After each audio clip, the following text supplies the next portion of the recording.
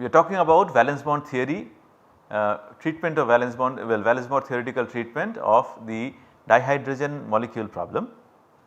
We have written Heitler-London wave function as a product, as a sum of two terms. One is, this is your Heitler-London wave function, and psi 1, the first one is psi A1 dot psi B2, which means electron number 1 is in the 1s orbital of atom A, electron number 2 is in the 1s orbital of atom B. Psi 2, the second term, is psi A2 psi B1. So, we have just interchanged the electrons. So, electron number 2 is in 1s orbital of atom A, electron number 1 is in the 1s orbital of atom B. And when we write this, we are remembering that electron number 1 originally belonged to atom A, electron number 2 originally belonged to atom B. But then as you know, electrons are indistinguishable, nuclear indistinguishable. So, once the molecule is formed, there is no memory, you do not know which is from which, but you have to write the complete wave function to denote the situation properly. Then we said that we wrote Schrodinger equation using Heitler-London wave function, and in the usual manner we set up this secular equation. We have also simplified the secular equation a little bit, and we have arrived at the concept of overlap integral, where this is an integral which depends on the extent of overlap of the two wave functions involved in bonding. Okay. Next we said that we have to now evaluate the other integrals h11, h12, h22, h12. Okay. That is what we are going to do now. We start with h11. So, to find out what h11 is, I hope you remember what h11 is. H11 is simply integral psi 1 h psi 1, where psi 1 is this wave function that contributes to the first term. We do not know the coefficients yet, we will come to that later, maybe in this class or maybe in the next. So, this is what it is, but in order to proceed with h11, first thing we need to know is the Hamiltonian, and remember we had written the Hamiltonian earlier. Here all we have done is we have written it in atomic units, and we have also done something else. We have clubbed these 1 electron wave functions. You see in the first bracket what you have is minus half del 1 square minus 1 by R1a. 1a means electron number 1 and nucleus A, separation between them. So, this is the Hamiltonian, 1 electron Hamiltonian for electron number 1 in atom A. Similarly, the second one is the 1 electron Hamiltonian or electron number 2 in atom B. This term here is minus 1 by R2a. What is that? Electron number 2 and atom A. This is electron number 1 and atom B. Okay. I might as well have written it there, but it would have been a little messed up, that is why we written it out here, because we want to separate the 1 electron Hamiltonians. Then this term is for electron electron repulsion, this term is for nucleus nucleus repulsion, and do not forget capital R is a constant for every calculation that we do. We can do the calculations for given fixed values of capital R. We do not vary it during a particular calculation for electronic energy levels or electronic wave functions. Okay. So, this is your H11. I do not know why I had to write it when it was written it here anyway. Okay. So, this is your H11 in the expanded form. I have written the form of psi 1, I have written the wave function, and this is what we have got. Now, let us take them one by one. Let us worry about what happens when the first 1 electron wave function operates on the when the first 1 electron Hamiltonian operates on the wave function here. Okay. Psi A1, psi B2, psi 1 is what we are talking about. So, I have made a little bit of a mistake here, because I have forgotten to written psi in the left hand side. So, I will just write here also you have psi 1, please do not forget, and this whole thing, sorry, this is getting a little messed up. So, what is this Hamiltonian operating on psi B2, psi A1, psi B2?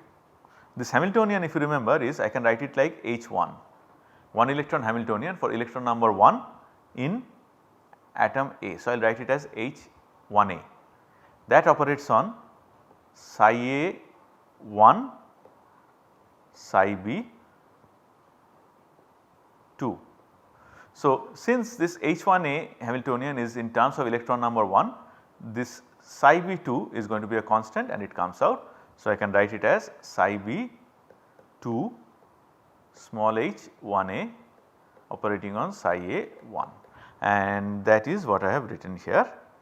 Well, one more thing, this gives me the energy of 1s orbital multiplied by psi A 1.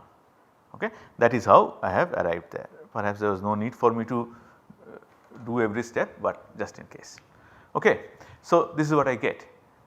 In atomic units, that energy of 1s orbital would be minus half. So, I write minus half psi A 1 psi B 2. I get a nice Schrodinger equation, eigenvalue equation. So, in this expression for H11, first of all this H11 I can write it as a sum of all these terms, right. So, the first term turns out to be half, is not it. So, if I left multiply by psi A1 psi B2 integrate over all space, then I get the first term in H11, that becomes minus half, right, because what you have inside the integral is integral psi A1 over all values of r, integral psi B2 over all values of r, they are individually normalized. So, that gives you 1 minus half. So, this gives me minus half. Similarly, you can do an exactly similar treatment for electron number 2, you get minus half here as well. So, I can take those out and the expression I get is 1 plus integral psi A1 psi B2 left multiplying, the operator is minus 1 by R2A minus R1B plus R12 electron repulsion plus 1 by capital R nucleus repulsion, this operator operating on psi A1 psi B2. There is no easy way of evaluating this integral. So, since there is no easy way, what we will do is we will just write it, we will give it a name like what we did for many electron atom, remember, and like what we did for H11 for that matter. So, I will give this a name, this name is J, and we will see what J is in a minute.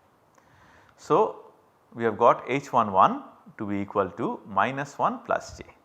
Just show you that once again, H11 is minus 1 plus this whole integral is written as J. So, I have got H11 is equal to minus 1 plus J, and this is what J is. This J is called Coulomb integral. We are already familiar with Coulomb integrals. So, I think we can guess why it is called Coulomb integral, but we will work it out. Why is this called Coulomb integral of all things? Well, before going there, let me just say that H22 is also equal to minus 1 plus J. Well, the only difference between H11 and H22 is that wherever there is 1 you write 2, wherever there is 2 you write 1. So, it will not make any difference in the final form, especially when you consider that the integral is actually a constant J. Okay? Constant means it is dependent on capital R as we will see, but for a given value of capital R it does not depend on which function you use. H11 and H22 will be the same. Great. So, now let me expand and write J as a sum of 4 terms. First one will be minus psi A1 psi B2 1 by R2A psi A1 psi B2 integrated over all space. In the second one everything is same, instead of R2A I will write R1B. In the third term everything is same, instead of R1B I write R12, and in the last term again just instead of this in the middle I write 1 by capital R. Sorry about the overlapping lines, this is what we get. So, now what are these? What are these? So, this thing first one again double integral, right. So, since I have 1 by R2A I cannot take psi B2 out, but I can take psi A1 out of the and write it as an integral psi A1 yeah. This thing is a double integral and the two integrations are in terms of coordinates of 1 and 2. The integral in the coordinates of 2 would be integral psi B2 1 by R 2B. I made a mistake somewhere here, I think I have written this first. This integral has been written first, sorry about that, right. This integral has been written first and then we have taken it out. So, you can just go ahead and expand this. So, these two integrals have changed places. So, everywhere we get a product of an integral of a triple product involving some separation between nuclei, or well, first one is separation between electron number 1 and nucleus B, second one is electron number 1 in nucleus A, third one is electron separation, fourth one is nucleus separation. So, in the first one I get, when I simplify the double integral, I get integral psi a1 dr out, this will be 1. Similarly, this integral psi v2 will be 1. We do not simplify this, and here 1 by r will come out, and this double integral again becomes product of integral psi a1 and integral of psi b2, both of which are normalized, and so both of the integrals are equal to 1. So, what do I get? The first one becomes minus psi v2 1 by r1b psi v2. Second one becomes minus psi a1 1 by r2a psi a1, integral over all space of course, plus we get this complicated integral, and finally we get plus 1 by r. This 1 by r for whatever reason has gone up, it should come down, but that is okay. Alright, so that is J. Now see what is the significance of these terms. We have encountered this kind of integrals earlier, have not we? Psi b2 product of psi b2 or psi b2 square by r1b. Did we not say that that is the Coulombic field for electron number 2 at the position of electron number 1, and is it not just the other way around here? So, these first two terms are essentially for electrostatic attraction between nucleus A and electron 2, nucleus B and electron 1. Okay? And the third term is the electrostatic repulsion between 1 and 2 obviously, and the last term is electrostatic repulsion between the nuclei AB. So, all these are essentially Coulombic interactions, electrostatic interactions. So, this goes this is called a Coulomb integral. Again, using elliptical coordinates, one can work out the expression for Coulomb integral, and it turns out to be another exponential decay in capital R internuclear separation multiplied by another polynomial in internuclear separation. When we plot it, this is what we get. Remember the polynomial we got for S earlier, in case of 1s orbital all the values were positive, right, it became 0 at capital R equal to infinity. Here however, since there is a minus sign here and a minus sign here, for smaller values of capital R, you see there is, it goes down. First of all, it starts with negative, with 0, then goes negative, reaches a minimum and then goes up. So, if you have seen the potential energy curve for a diatomic molecule, then roughly the shape is something like this, right. So, we are slowly getting there. So, this is Coulomb integral. So, J is Coulomb integral, and we write H11 and H22 in terms of this Coulomb integral. What is H12? Similarly, you can work it out, I will not do it, but I encourage you to do it yourself, it is not difficult at all once you have worked out H11 and H12. H12 turns out to be minus S square plus K. Now, what is K now? Remember exchange integral that we encountered earlier, K is actually this integral here, and here you see the main difference between this and H11 that integral we started from is this is psi a1 psi b2 and this wave function is psi a2 psi b2, right. What does that mean? For the first time until now we were saying that when electron number 1 is in A, electron number 2 is in B and the other way around. Here we account for delocalization of the electron over the entire nucleus. Okay. The electron of A can exchange its position and be near B also, right, and reside there. That is what this tells us. So, this integral is called exchange integral, and it is very important to understand, and I think I mentioned it in the passing earlier. It is very important to understand this is a purely quantum mechanical phenomenon. There are textbooks in which hand waving arguments are given to justify this exchange integral in terms of classical mechanics. It is a wrong approach. we should never do it. It is important to understand that this is a purely quantum mechanical phenomenon, but it contributes immensely to the energies of stabilization of molecules that arise out of bonding. Okay. Now, the variation of with capital R, working this out is more complicated, so I will not even write the expression, but it is similar to that of J, Coulomb integral. It is just that the trough is much deeper. So, if I draw it very qualitatively,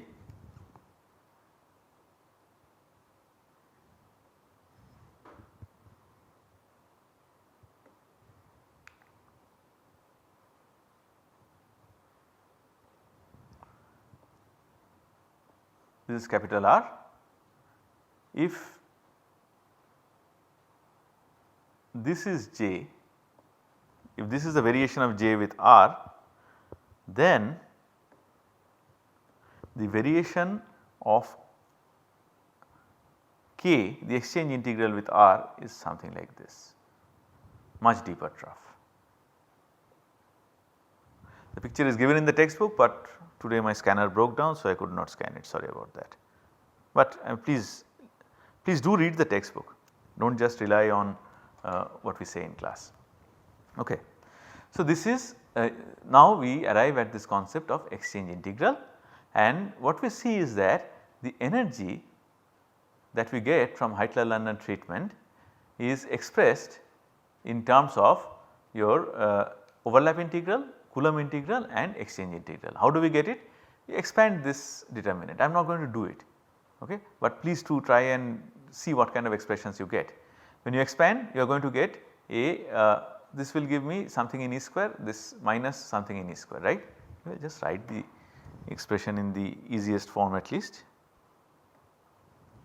So, I get something like H11 minus E multiplied by H22 minus E gives me, no, I do not say gives me,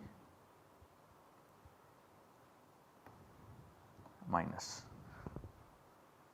that is a little, that would be a little easier, minus H12 minus ES square multiplied by H12 minus ES square is equal to 0.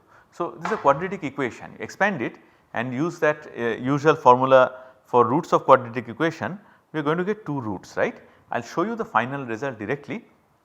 The final result is something like this. Okay. Well, before that I should sorry, I forgot this step.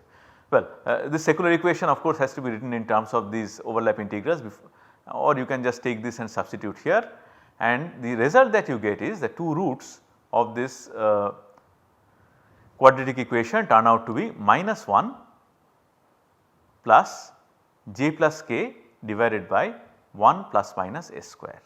This is one expression that you should perhaps know. So, the confusion that usually arises is where is the plus minus, here or here, remember where the plus minus is. Now, what is minus 1? Minus 1, if you remember, is the energy of these free hydrogen atoms, right. So, if I just subtract that from E plus minus, then I get delta E plus minus, that is the energy relative to the 2 free hydrogen atoms, okay. And once again, since my scanner broke down, I am going to draw the same kind of diagram here, exactly same, some difference will be there. Sorry about the poor quality of drawing. So, I am plotting this E energy as a function of capital R. For E plus, the variation is something like this. Sorry, bad drawing, even for me it is unacceptable.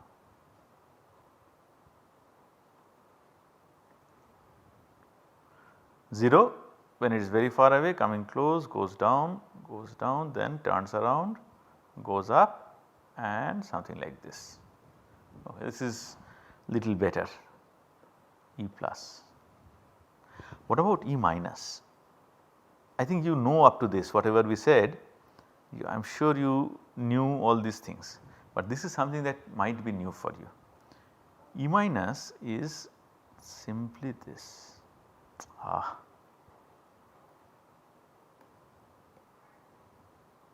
draw from the other side. E minus is just like this.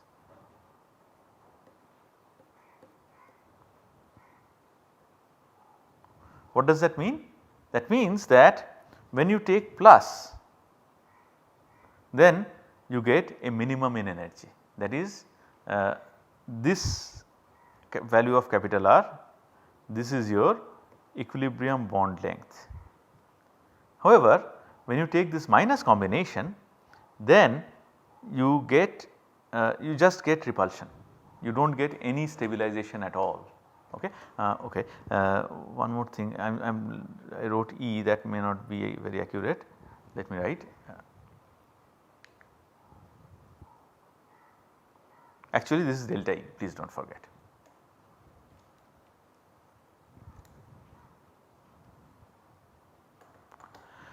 So this is the kind of plot we get.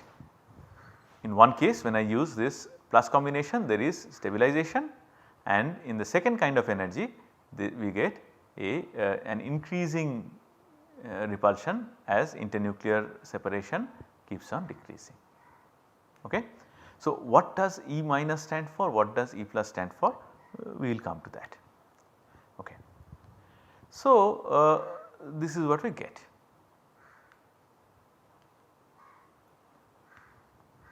Now before we address that question, what does this what is the meaning of that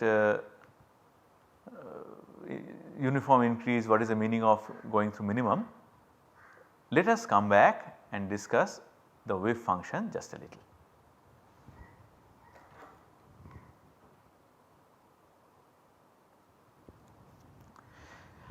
There is a little more complicated way of doing it. If you read Macquarie's book, they have done it by, or they have not really done it, they have given you pointers on how to do it from the expression for energy. But I prefer to do it in a simpler way. It involves less mathematical manipulation and more common sense. So that is why I like it. See, have a look at this equation, C1 psi 1 plus C2 psi 2. Okay. What could the values of C1 and C2 be? First of all, coming back to that question, what is the ratio of the magnitudes of C1 and C2? What is the meaning of this? So C1 square. What is the meaning of this mod square of C2? If you remember, they give you the contribution of psi 1 and psi 2 respectively to the total Heitler-London wave function psi. Is there any reason why this mod square of C1 and mod square of C2 should be any different from each other? There is none. So actually this should be equal to each other, and we work with real complexes here. So I can write C1 square equal to C2 square. So C1 equal to plus minus C2. Okay. So I can write C1 equal to plus minus C2 equal to C also. So then I get two kinds of wave functions. I will write those wave functions here. Psi plus is equal to C psi 1 plus psi 2, psi minus is equal to C psi 1 minus psi 2. And the good thing about working out that problem in Macquarie's book is that you can see that this psi plus corresponds to energy E plus where you got that minimum. Okay. That is the only thing that we are not doing here today. Okay. Now the next thing is to find C, and the way to find C is very simple. Integral psi plus overall space equal to 1, normalization condition. So I can write C square integral psi 1 plus psi 2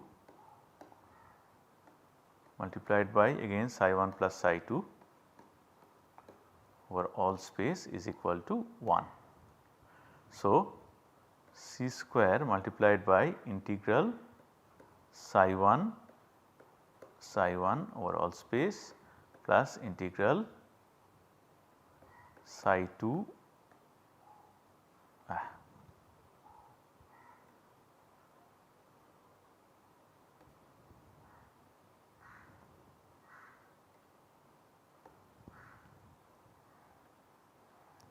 psi 2 over all space, and when I am writing this I am actually cheating a little bit, right, because there are 2 integrals, remember. So, I am actually not showing you the step in which I get rid of 1 plus integral psi 1 psi 2 plus integral psi 1 psi 2, that is equal to 1. Okay. So, to simplify this, and to simplify this you will have to put in this psi a1 psi b2 psi a2 psi b1. You can work this out, we have actually worked these out already earlier, so I am not doing it again. We are going to get S. So, C is going to be 1 by root over, maybe I should write C plus and C minus, C plus will be equal to 1 over 2 plus 2s, 2 plus s square. Similarly, you can work out the coefficient for C minus also. Okay. So, this way we have completely defined the wave functions and we have found the normalization constants. So, I have not really worked out this C plus C minus, that is homework for you can of course check with the textbook. Now, we go ahead and say something else. See, we have got 2 things. One is 2 wave functions, right. One wave function is something like psi 1 plus psi 2 multiplied by C plus, which we have worked out, or rather you are supposed to work out, and the other one is C minus multiplied by psi 1 minus psi 2. So, if I write this out, what do I get? C1 multiplied by psi a1 psi b2 plus psi a2 psi b1, and this is plus, this is minus, C minus, psi 1 is psi a 2 psi b, no, what am I doing?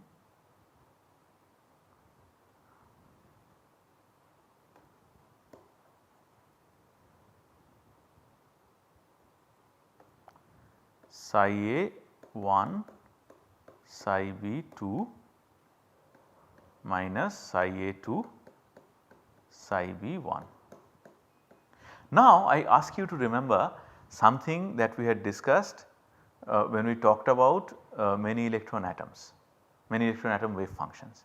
Remember the spin orbitals, remember that the total wave function including the spatial part and the spin part for fermions has to be antisymmetric with respect to exchange.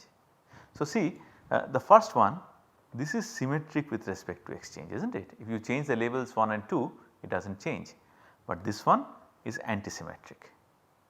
So, what will be the corresponding spin wave functions? For psi 1,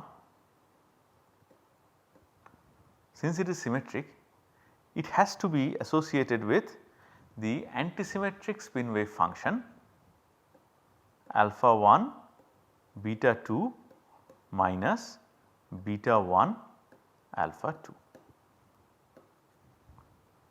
alright. Let me just write N1, overall normalization constant.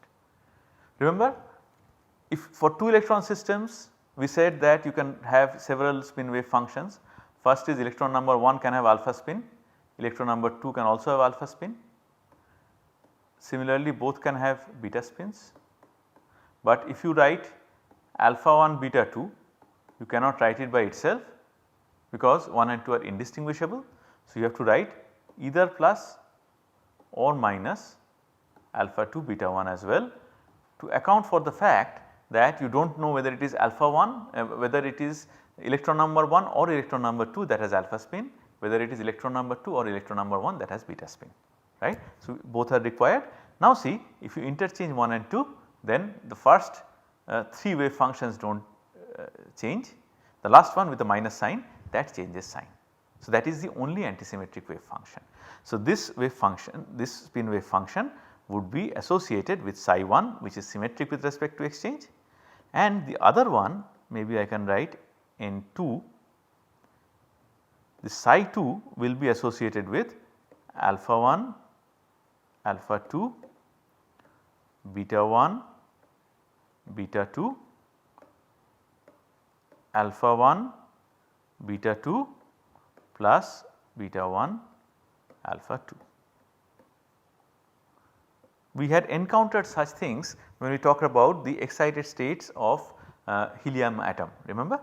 So, similarly, so 3 wave function, this is the triplet state, and this one there is only one wave function, this is called the singlet state, right. So, singlet and triplet, this one if you remember goes to an energy minimum. If I plot delta E this time versus R, then this kind of plot that we get is for the singlet state, and the other plot that we get, I think I used exactly opposite in color, but that does not matter. The dissociative plot that we get, this is for your triplet state. What does that mean? That means that for according to VBT, for dihydrogen H2 molecule, the singlet state has an energy minimum. However, triplet state does not. Okay. So, ground state is singlet, triplet state is dissociative for hydrogen, and that makes perfect sense. Okay. So, you see we can actually make significant advances using valence bond theory. At least for hydrogen we have been able to do it very nicely. What are the things that we have not accounted for? Delocalization and all, yes, of course we have not. Another thing that we have not accounted for so far is possibility of existence of ionic forms. See, this kind of resonance can be there, and I am saying resonance only because I am working within the ambits of valence bond theory. So, these ionic terms can make some contribution. Of course, if you have studied resonance, you know that they do not make too much of contribution. That is why in the wave function we use the scaling factor. Remember scaling factor that we used in case of variation method, that lambda that we brought in as a regulator. If you increase lambda, then the change is more. Yeah, well, even perturbation theory we use lambda, we bring in a similar lambda here, and we say that this is a small number by which we multiply, and that gives you the small contribution of H plus and H minus, and what you could do is you can use that as a variational parameter and find the minimum energy. Okay. So, does this help? Is this required? Does it help? This module is becoming a little longish, but please bear with me, we are almost done. We will complete this discussion. So, let us complete this discussion with a comparison with experiment. What you see here, and I am not showing the entire curve, only near the equilibrium, because in experiment you cannot really get the entire thing. This is the kind of energy that you get using experiment, and the experiment gives you an energy value of 458 kilojoule per mole, stabilization energy, there is a minus sign, and the equilibrium bond length is 74.1, and I do not remember if I said this. Max Planck had said that experimental results are the only truth, everything else is poetry and imagination. So, this is the truth. Whatever theory we do is poetry and imagination to try and match this experimental result. What are we doing here? We are trying to use this kind of wave function, and we will see what happens when you bring in terms one by one. First, let me show you the plot for uncorrected wave function psi a psi b, even that has an energy minimum, okay, but very shallow. So, this gives you a stabilization of 24 kilojoule per mole only compared to 458 kilojoule per mole, and the equilibrium bond length also is much longer, 90 picometer compared to 74 picometer, not so great. So, but then we know this is a bad wave function, right, because we started our discussion with our Heitler-London wave function. When we use Heitler-London wave function, we get a dramatic improvement, a dramatic increase in stabilization energy. From 24 it goes to 303 and equilibrium bond length becomes say 86.9. So, dramatic improvement in stabilization energy compared to uncorrected wave function, a little bit of improvement in the equilibrium bond length as well, but well good but not good enough. So, what we can do is we can bring in something like shielding, because after all there are 2 electrons here, 2 nuclei here, some kind of shielding will be there.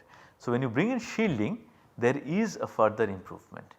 From 303 you go to 365, which is a little bit of improvement compared to what we had upon going from uncorrected to Heitler-London wave function, but the remarkable improvement that you see is in the equilibrium separation, equilibrium bond length. From 86.9 it goes to 74.3, which is more or less the actual value. So, shielding is an important role, because there is shielding, the nuclei can approach each other. Shielding means the electrons actually shield the nuclear charges from each other. So, that is why nuclei can come closer to each other than they would have otherwise. And finally, when we bring in our ionic terms, is there any improvement? Actually there is. Actually the internuclear separation gets a little worse, but what we see is energy goes from, stabilization energy goes from 365 to 388, significantly closer to 458. Even that is not close enough, I agree, but much better than what we started from. Okay. So, this in a nutshell is our valence bond theoretical treatment of dihydrogen, and this can be expanded with approximation methods to other homonuclear diatomic molecules, and we can try to handle homonuclear heteronuclear diatomic molecules also. Okay. That is one part, we will not go into that, but I hope you can believe me after this discussion that it can be done. Next, we want to discuss what happens in polyatomic molecules. What is the major difference between polyatomic molecules and diatomic molecules?